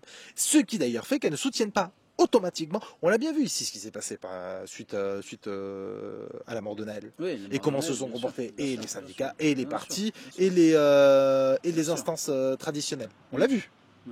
Donc à un moment donné, moi ce que je dis c'est une occasion comme celle-là se présente, c'est l'occasion ou jamais pour nous d'y être, peut-être d'apprendre d'écouter et de naturellement, enfin pas naturellement, mais en y étant puissamment, sans émettre de doute, tu sais, comme beaucoup font, non, mais c'est pas, je sais pas. Moi, je dis juste quand même qu'ils ont l'air un peu confus, un peu cons, et que je pars au préalable en disant que c'est des merdes. Eh ben, comment tu veux qu'ils te fassent confiance, ces gens comme ça? Moi, je pars au préalable que ce sont des concitoyens, des camarades, où on a des problématiques communes, peut-être des différences, mais bien, on nous propose un moment de confrontation, de co-travail et de possibilités. Mais moi, je vais y aller. Non, mais c'est surtout un moment, il faut réagir, en fait. On peut pas attendre novembre ou octobre ou de je sais pas quelle date de. Moi mais même déjà je comprends nous. même pas pourquoi on n'est pas parti tout de suite en fait. Moi je suis dans une. Mais de toute façon ça ne dépend pas de nous. Ces mouvements intimides. Non, mais quand ils sont là. Bérou et les autres ils nous donnent des. Enfin, ils arrêtent pas de craquer des allumettes sur nous. Mais bien sûr. Nous, normalement, on est je suis désolé, mais moi je suis désolé. Je vois ces militants-là, et moi je vois aussi à quel point on a oublié de confronter les gens qu'on dit défendre. Moi je les vois, ces cas, j'en ai un petit peu ras le cul qui ne prennent pas leurs responsabilités. Parce que parler avec des réacs, moi tu sais que je suis aussi sur d'autres causes, et tu peux les convaincre à un moment donné. Tiens, je voudrais parler de Nel, parce que ça me paraît très très important, parce que quand il y a un camarade syndiqué qui se fait arrêter par la police, qui est en garde à vue et tout, on est toujours là-bas, on y va, on est là devant le tribunal et tout ça. Pourquoi, quand c'est des jeunes de quartier qui se font arrêter, et pour les mêmes raisons, c'est-à-dire parce qu'ils cassent des choses et que ce qu'on fait quand on est dans une lutte syndicale un peu musclée, pourquoi on n'est pas là? Le racisme. Ça s'appelle le racisme. Oui, et il va falloir qu'on provoque. Le racisme de la gauche. Oui, mais si, mais oui, mais sauf que la gauche, même les gens d'ici, ils ont un idéal de pas être racistes. Et il faut les aider à pas être racistes. Mais c'est faux.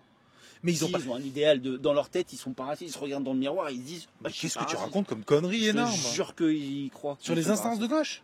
Non, mais pas les instances. Mais moi, c'est ce que je parle. Ici. Je te parle de pourquoi on n'est pas allé aider les gars de Cocrioville quand ils voulaient pas de notre aide. Tu sais ce qui s'est passé quand il y a eu le rassemblement à la soupe, où il y avait presque personne. Non, mais même s'ils veulent pas notre aide. Ils sont passés autour en foutant notre gueule, ils avaient raison. Nous, ça devrait être naturel d'aller aider. Mais non, c'est pas naturel. Mais non. Ça devrait, j'ai dit, ça devrait l'être. On devrait être. C'est des opprimés comme nous. Let's go, on y va, on va les aider. Mais ils sont pas opprimés comme nous déjà. Oui, ils sont opprimés racistement.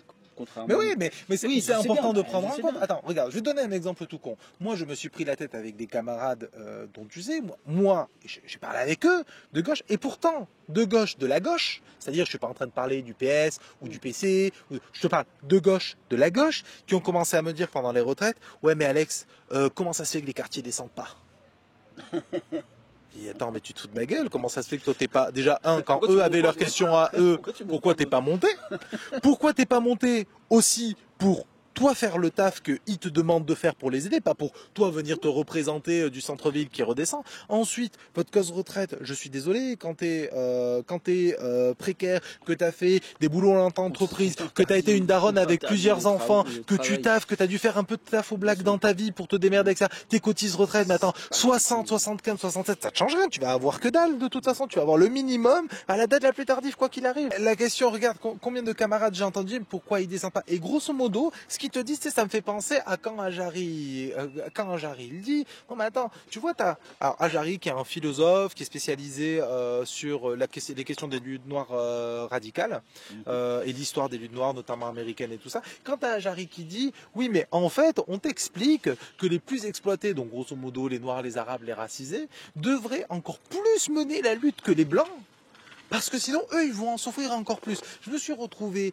à une réunion, pareil, j'ai pas nommé, en fait, ça me saoule, tu vois, je veux pas, le but, c'est pas de régler des comptes avec des orgas, mais de réunion d'orgas d'un syndicat où il y avait les travailleurs qui expliquaient, oui, on va être licenciés, mais en fait, les sous-traitants, donc grosso modo, les sous-traitants, pour vous faire une idée, ce sont tous les contrats ultra précarisés, intérim, etc., où c'est des gars de quartier qu'ils amènent bosser à je sais pas quelle heure, nettoyer des cuves dégueulasses, bref, c'est vraiment les pires contrats du monde. Les sous-traitants devraient se mobiliser plus que nous, parce que nous, ok, on va perdre notre travail, on aura du chômage 2 ans, on est des ouvriers très qualifiés, nana.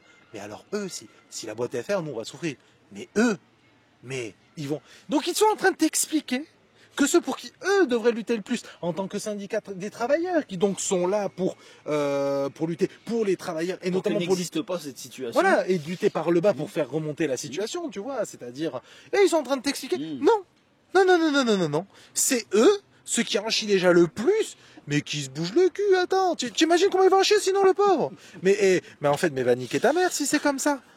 Moi, je vois leur point de vue. Je vois le point de vue du ah mais nous on se casse le cul, on fait les syndicats, on bosse, on fait le taf d'être syndicat. Pourquoi ceux qui le font pas, pourquoi on irait bosser Ils le savent pourquoi ils le font pas. Ah, bien sûr. Sur les boulots et en fait, en plus ils le savent. Non, moi je les comprends pas. Je suis désolé. C'est faux. Quand t'es intérimaire, quand t'es ubérisé, quand t'es dans ces emplois-là, c'est beaucoup plus compliqué de le Bien faire. sûr. En plus, ils sont toujours sur boîte par boîte.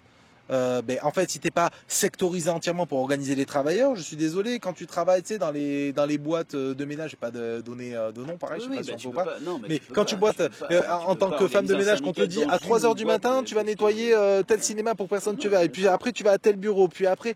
C'est impossible.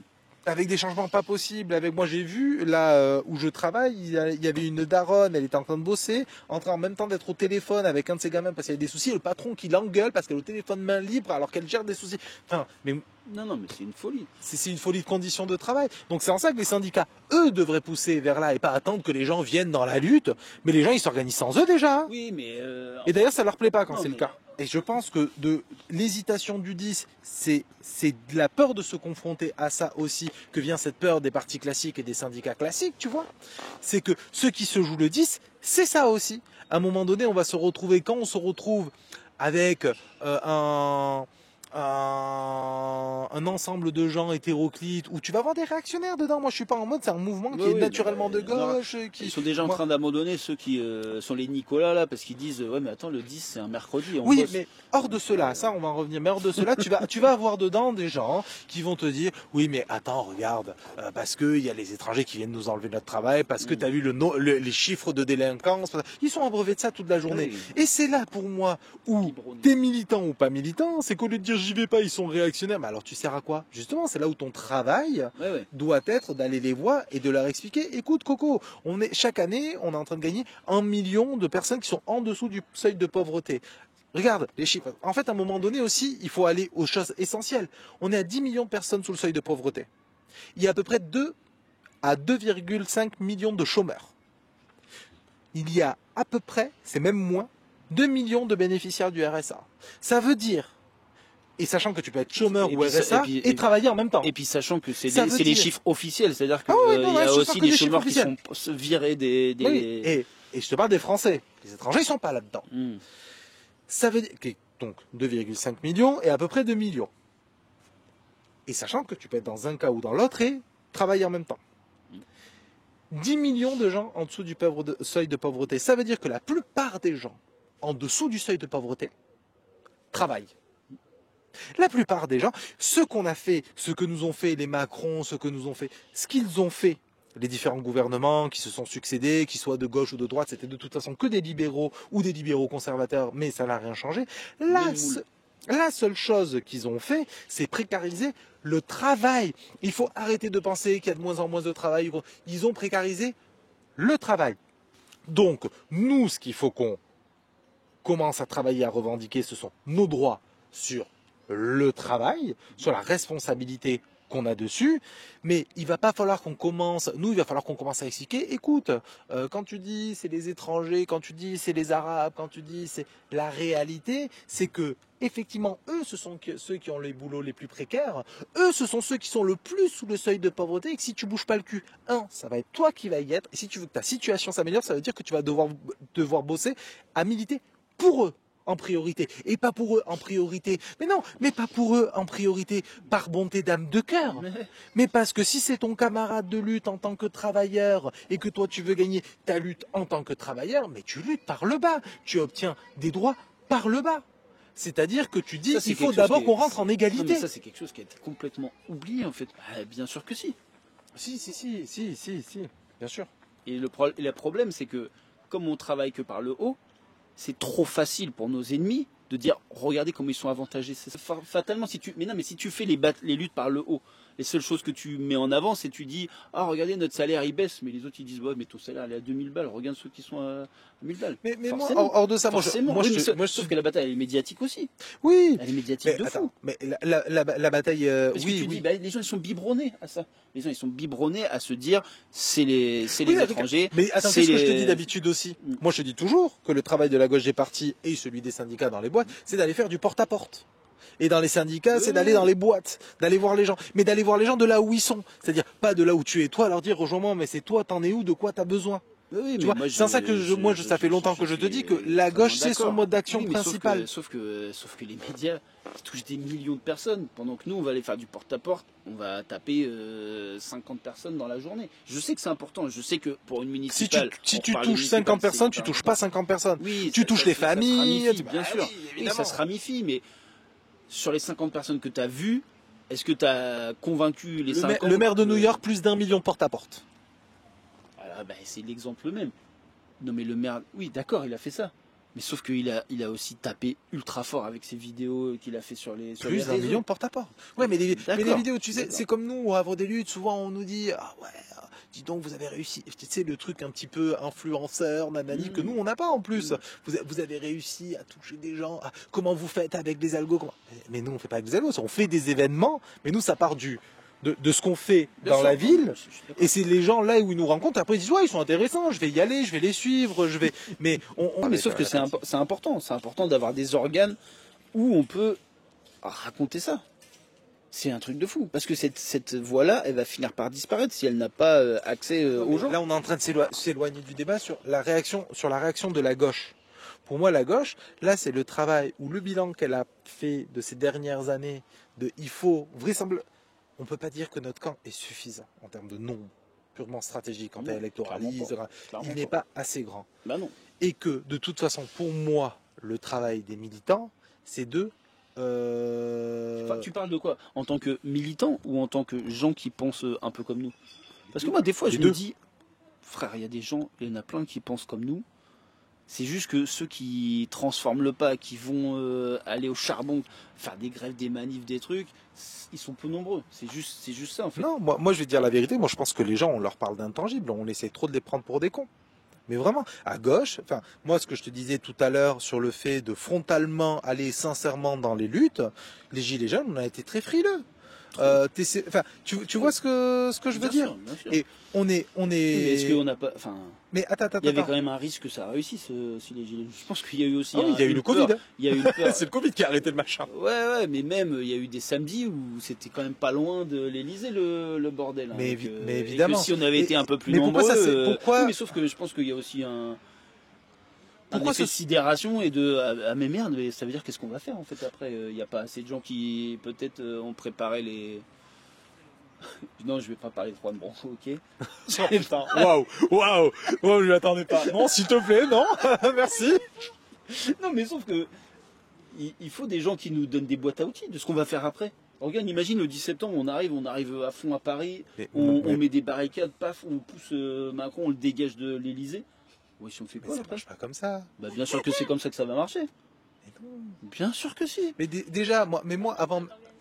Mais oui, voilà, il faut déjà tout ce que les gilets jaunes tirent comme conclusion de la dernière fois, ce que j'ai vu, enfin ceux que moi je suis et tout ça, ce qu'ils disent, c'est que cette fois-ci, il va falloir qu'on s'organise, contrairement à la dernière fois. Oui, donc c'est pas juste on arrive, on dégage. Mais non, mais c'est ce que je dis. Déjà, c'est ce que j'ai dit. C'est-à-dire que si, regarde, quand les gilets jaunes, ils étaient à 600 mètres, je te parle de physiquement, ils étaient à 600 mètres de l'Élysée. Macron était parti en hélico. Imagine, ils prennent leur une voiture bélier, ils défoncent la voiture bélier, ils se rendent dans l'Élysée.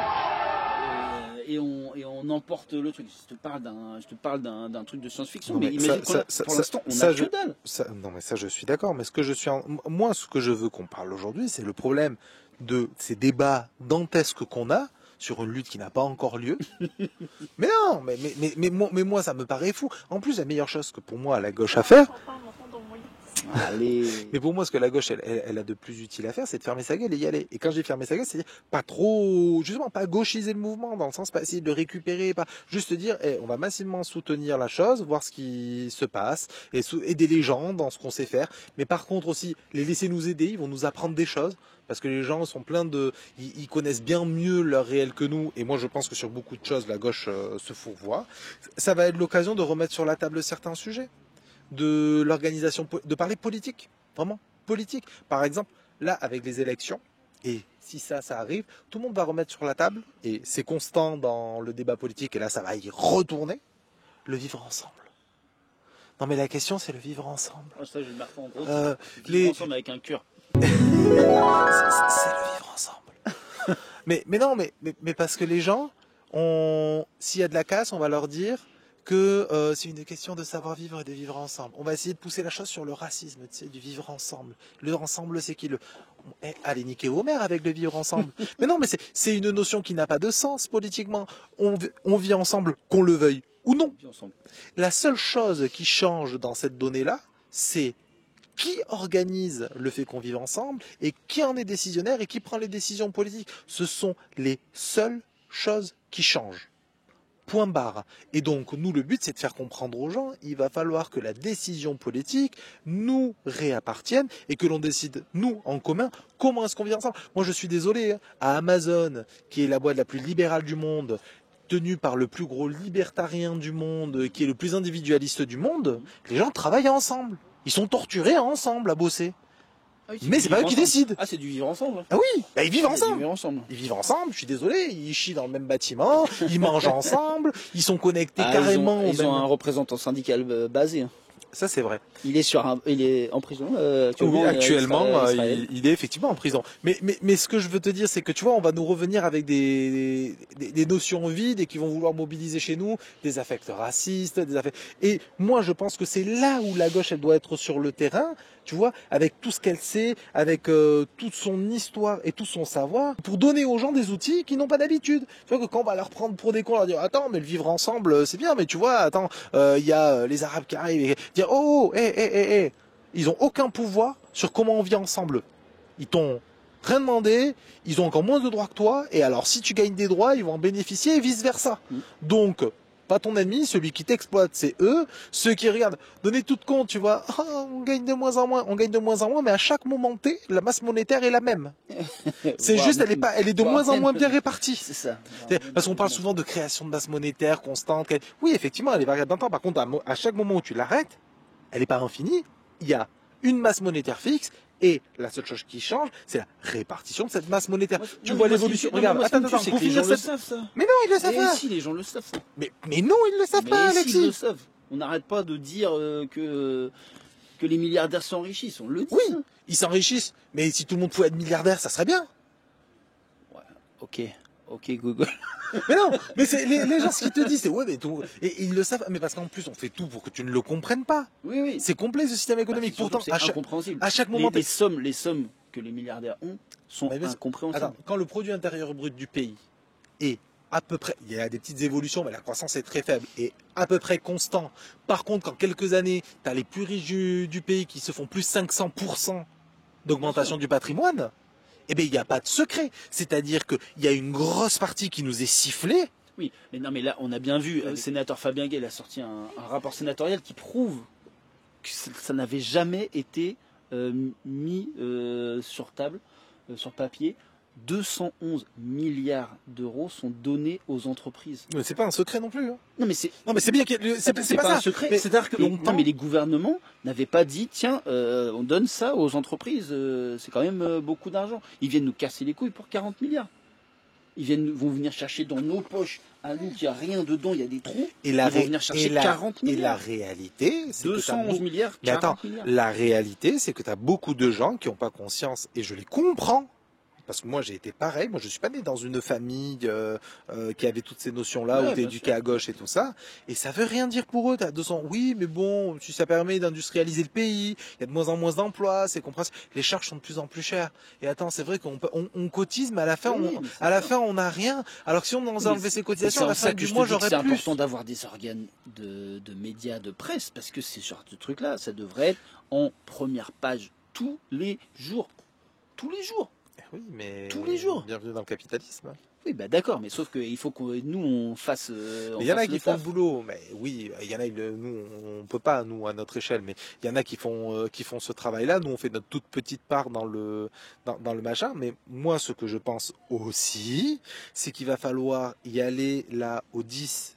Et pareil, il y a le 10, ça veut rien dire, on sait tous comment ça peut se passer, d'ici là ça peut s'essouffler, qu'un plus gros mouvement arrive après, c'est pas la question, le 10 en soi n'est pas la question, ce débat-là, il faut y aller sans vouloir y mettre une étiquette trop caricaturale, parce qu'il faut aussi laisser les gens, on ne sait pas, moi je suis désolé, en toute humilité, je ne sais pas ce que la puissance populaire, même si elle se mobilise à son max, ce qu'elle peut obtenir dans la conjecture actuelle de répression, de pression aussi d'autres pays. Parce attention, des mesures parce que les bilans, à gauche, les bilans ils ont été tirés, les bilans des Gilets jaunes, ils ont été tirés de l'autre côté.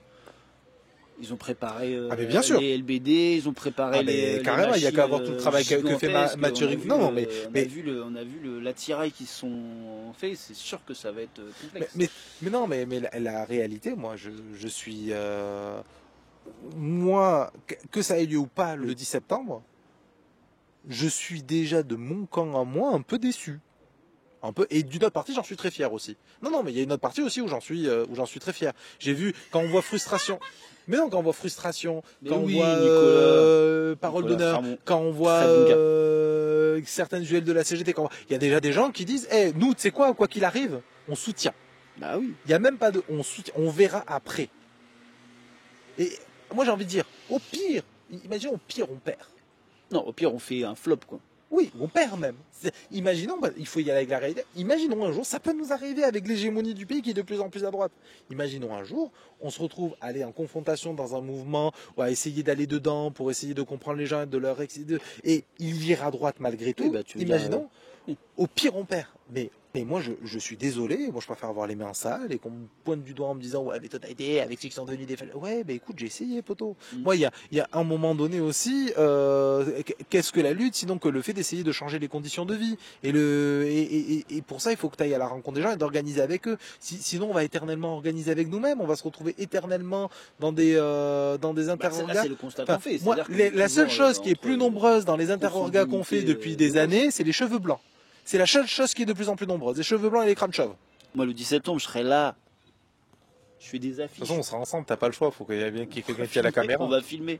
Ah oui, bien sûr. Mais moi, pour de vrai, bien sûr. Moi, tu sais quoi, moi, je rêve là que les gilets jaunes reviennent, qu'on aille en mode gilet jaune. Oui, tu vois, la question, on sort des petites chaises, qu'on aille scanner. Répondez-nous dans les commentaires. Est-ce qu'on va à Paris ou est-ce qu'on reste ici au Havre? On est dans le local pour le 10 septembre. Non, déjà, on lutte de là où on est pour commencer. Hein. On va organiser les gens localement. C'est un commentaire. Hein.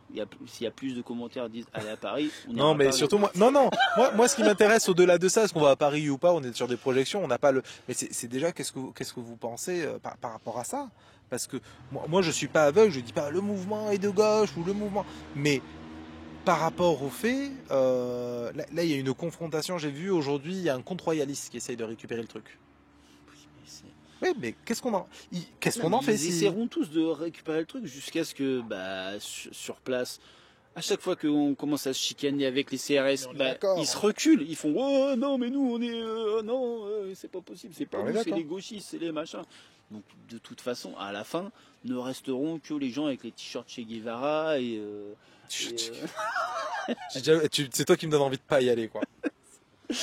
et ceux qui ont une petite écusson Marx sur le genou, il restera que ces gens-là. C'est pas contre Che Guevara et contre Marx ça.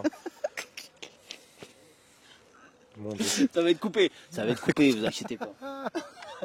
C'est le montage saucisson à force. La France des nappes à carreaux, vous connaissez? Ah putain. T'as pas vu ça? Si, ok, Justin Bridou quoi. La France des nappes à carreaux, c'est Fabien Roussel.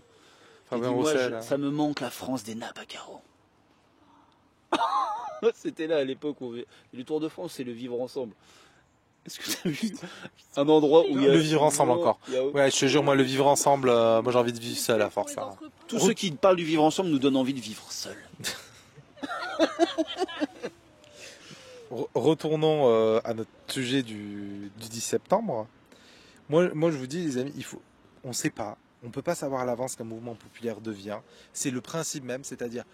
Justement, les possibilités de victoire viennent quand un mouvement populaire qu'on ne maîtrise pas apparaît, pas parce qu'il n'est pas maîtrisé, mais parce que le fait qu'il ne soit pas maîtrisé est la preuve qu'il y a des personnes de l'extérieur qui viennent et que donc on peut créer avec plus et du nouveau et que c'est un moment où penser la stratégie.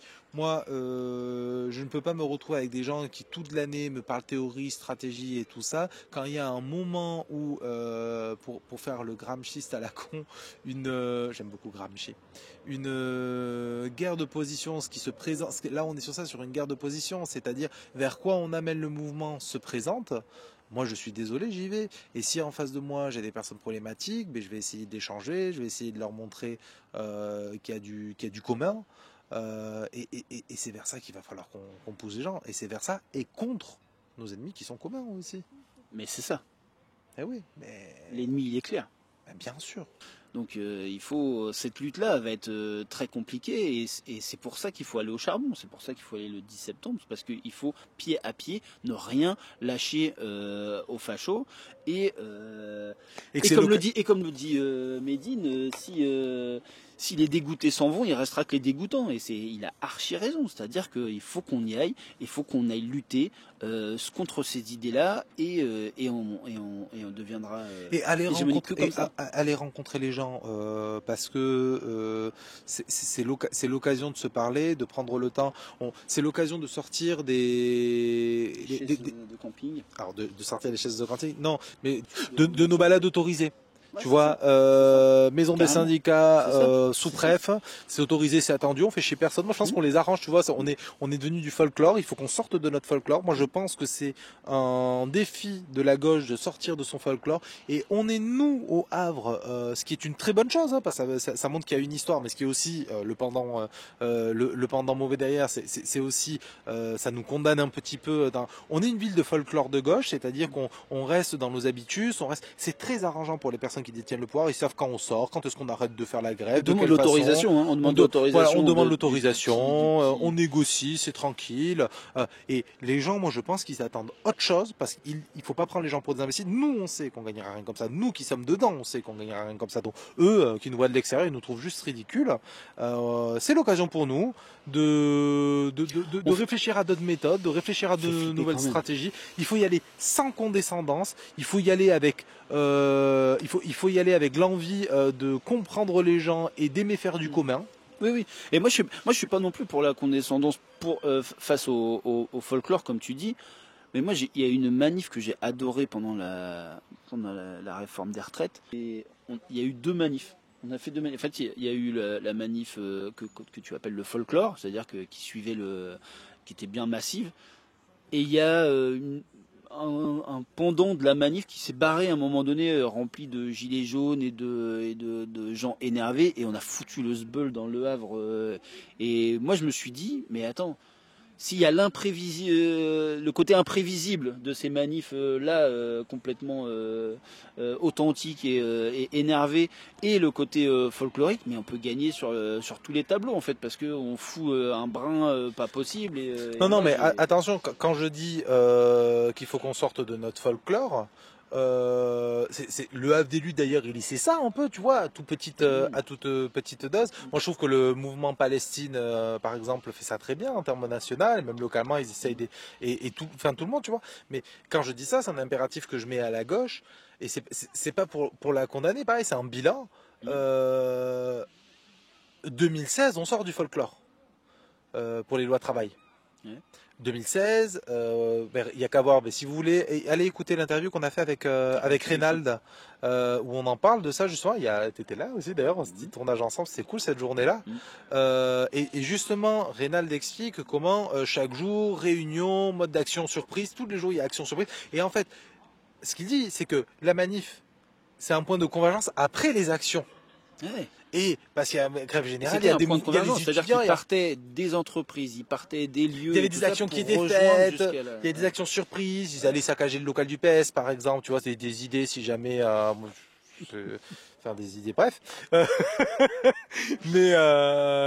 mais ils allaient faire plusieurs actions. Oui, des organes de presse, ils imprimaient un petit journal tous les jours pour donner. Il faut refaire la même chose. Tu vois, il n'y a pas de donner des idées, et c'est surtout que eux, ils ont retrouvé le goût de la lutte et ils se sont dit, bah ça vaut le coup de le faire. Et c'est vrai que allez l'écouter l'interview parce qu'elle est passionnante et elle dresse des bilans. Bah ouais. Parce que Ray, c'est quelqu'un qui a réfléchi sur la question et c'est passionnant. Et ça nous permet de réfléchir à ce qu'il faut éviter de faire et ce qu'il faut absolument faire, ou est-ce qu'on peut aller, un chemin de réflexion sur toutes les choses qu'on peut faire pour mener à bien une lutte, quoi, sur tous les tableaux, quoi. Ça va être bien le 10 septembre, franchement. Moi je dis. Moi j'ai trop envie que ça arrive. C'est le début de quelque chose. J'ai trop envie que ça arrive. On peut pas se laisser marcher sur les pieds comme il le faut. C'est un rouleau compresseur. Imagine. La même année blanche qu'on vient de passer là. La situation, mais la même année, moi franchement, cette année, elle m'a terrifié. Mais elle m'a terrifié des horreurs qui se passent, de la situation. Bien sûr, le racisme ambiant, mais c'est. Par contre, l'inaction populaire, et c'est pareil, c'est pas pour, les gens sont effrayés. Effrayés, bien sûr. Je veux dire, il y a des raisons à ça. Attends, ils ont borné les gilets jaunes. Ils nous ont bien montré que c'est. On est orphelin de puissance politique. On est orphelin de. Je pense qu'il faut qu'on se retrouve. Et il nous faut ce moment-là. Moi, franchement, espérons que ça arrive. Et vive le peuple, quoi. Et bien espérons sûr. Que le 10, faisons peuple, j'ai envie de dire. Exactement. Et puis on va très vite voir mais reconnaître notre puissance, c'est tellement exaltant. C'est fou. Et ça arrive très vite, hein. Il suffit, même quand on est que 100 sur un piquet de grève, on se sent tout de suite très puissant. Et c'est une. Mais bien sûr. Et c'est ça ce que je voulais dire tout à l'heure aussi, tu vois, et se retrouver aussi pour les marches, les trucs d'orgueil. Il y a des temps de parole qui ont été décidés à l'avance parce qu'il faut maîtriser. Et je comprends, faut vous maîtriser, voilà. Moi, ça me fait un peu chier ça, mais voilà, c'est leur bail. Mais ce truc de, il faut qu'on parle. Oh putain. Non, il faut qu'on parle. Bah, toi, t'as envie de faire nu debout. Moi, j'ai envie de refaire les ronds-points. C'est chacun son bail, quoi. Mais la politique, la vraie, la parole, l'action, et jusqu'aux relations entre les gens. Et puis surtout le possible, l'avenir. Il faut bloquer pour que tout se débloque. Il faut les dégager. Plus aigu. Je sais pas. Non, on va pas faire une émission d'imitation tout de suite, mais on va travailler. Parce qu'à gauche, on sait travailler. Tu m'as dit plus aigu, moi je peux pas, je suis Frédéric Lardon. Allez, on va faire une émission de jeux de mots, et là c'est parti. Il est pire que moi. Ah ouais, moi je suis jeu de mots. Ah, je suis jeu de mots. Non, mais bref, tout ça pour dire, voilà, se rencontrer, avoir des temps de parole où les gens s'auto-organisent, ou tu vois. Et moi, j'ai envie de, et en plus, j'ai envie c'est moi dans ces moments-là, j'apprends, t'écoutes les gens, je sais pas comment te dire. Bah oui. Et c'est comme ça que se créent aussi des liens forts, des liens de lutte. Regarde comment toi et moi on s'est rencontrés dans la lutte, on est devenus potes, on est. Grave. Regarde, Zoé, pareil. Vas-y, regarde, on fait une. Qu'est-ce que tu vas faire? Vas-y. Alexandre. Putain, mais quoi, je me fais engueuler. Mais pas un vent. Est-ce que tu sais que c'est la daronne originelle, Zoé? Bah bien sûr. Ça, c'est... Oui. Non, attends, on fait-le, on se regarde. On va faire comme son of a bitch. On s'est rencontrés dans la lutte, frère. Comme Schwarzy, quoi. Bah, 10 septembre, c'est facho finalement, si moi j'y vais. En fait, bon, bah j'y vais plus. Bon, finalement, ça me donne encore plus envie d'y aller. Ouais, donc, bon, conclusion. Il y a du taf. Ouais. Pour les municipales, pour la Palestine et pour le 10 septembre, il y a du taf. Mais venez, vous allez voir que c'est incroyable. Venez lutter, c'est fou. Ouais, moi ce que je dis, c'était une première. Bon, on est très fatigué, on n'a pas plus préparé que ça, à vrai dire. On s'est vraiment dit. En fait, c'est un projet vraiment. On fait des choses de fou avec le Havre des Luttes. Moi, il y a des choses que j'ai fait où moi je suis très fier de ce qu'on a fait. Bien sûr. C'est petite échelle, très humble, mais moi j'en suis très fier. Par contre, on essaye déjà. Oui, on a réussi. Moi, on a réussi des choses. Moi, il y a des choses qu'on s'est dit qu'on allait faire, qu'on a réussi. Je suis fier. Mais ça va vous paraître bête, mais ce projet-là, de s'installer quelque part, parler, que à force des gens veuillent venir à nous, soient pas d'accord, soit petit à petit plus construit, qu'on soit plus à l'aise aussi, c'est pas facile. Là, on se retrouve à deux à parler avec Zoé qui nous surveille et 2 caméras devant nous. Et bref, voilà, on va essayer. Si ça vous, dites-nous aussi. C'est pas très préparé, c'est plein de défauts, je pense, ce premier. N'hésitez pas à dire. N'hésitez pas à proposer des trucs, à venir prochaine fois. On fera un quiz. On aimerait parler de ça aussi. Dites-nous de quoi vous voulez parler. Du karaoké. Non, mais en vrai, que les gens nous disent de quoi ils aimeraient qu'on parle. N'hésitez pas, en dessous. En vrai de vrai, tu vois. Dans les commentaires, dites-nous des thèmes. Dites-nous des thèmes. Des lieux. Dites-nous, allez ici et faites ça. Non.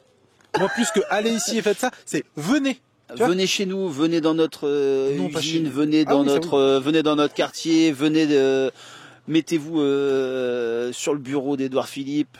Puis c'est lui. Pardon. T'as dit quoi? Toi, t'as vraiment des plaisirs particuliers. Hein. Un jour, je vous montrerai les textos qui m'envoient. Zéro kink sur sur Edouard Philippe. En plus, j'ai pas le temps. C'est la même réponse que Stephen King avec la liste de Epstein. Ah ouais? Il a dit j'ai pas de king sur Edouard Philippe. C'est ça sa réponse. C'est la réponse de Stephen King. Vas-y, mets-lui. Que la liste de Epstein, il était pas dedans et qu'il avait pas besoin de la consulter. Ah, Stephen King ou Donald Trump? Ah non, Stephen King. Stephen King. Mais Stephen King, pourquoi il aurait été dedans? Oui. Oh merde. Mais c'est connu que ça. Je suis pas dans la liste de Epstein. Je vous le dis tout de suite. C'est connu de toute façon, tu vois ces films, tu le lis, moi je l'ai pas lu, mais c'est connu que c'est un peu. La seule liste sur laquelle t'es, c'est dans la liste de la salle d'attente de... Bref. Et... Cette blague n'allait nulle part. Cette Oui, blague c'est n'allait ça, nulle c'est ça, part. Le mec c'est ça. est fatigué. Non, pas du tout. Je suis pas réveillé depuis 3h du matin. Pas du tout. Pas du tout. Bref, tu vas nous faire un bon montage pour tout ça? Je vais faire un bon montage. C'est toi qui le fais? Ouais, moi je veux bien. Ah ouais, trop cool. Ouais, trop cool. Ouais, trop cool. Je suis trop content. Ouais, vas-y. Pas besoin de le faire. Non, mais en vrai de vrai, c'est la première fois qu'il va montrer un truc, donc je vais pas le faire. Et en plus, j'ai la garantie que ce sera mieux fait que moi. Franchement, trop cool. Non, c'est comme moi, je te déboîte en paix et campagne, tu me déboîtes en ça. Hein. Dites dans les commentaires si le montage il est bien. Allez, salut! On replie.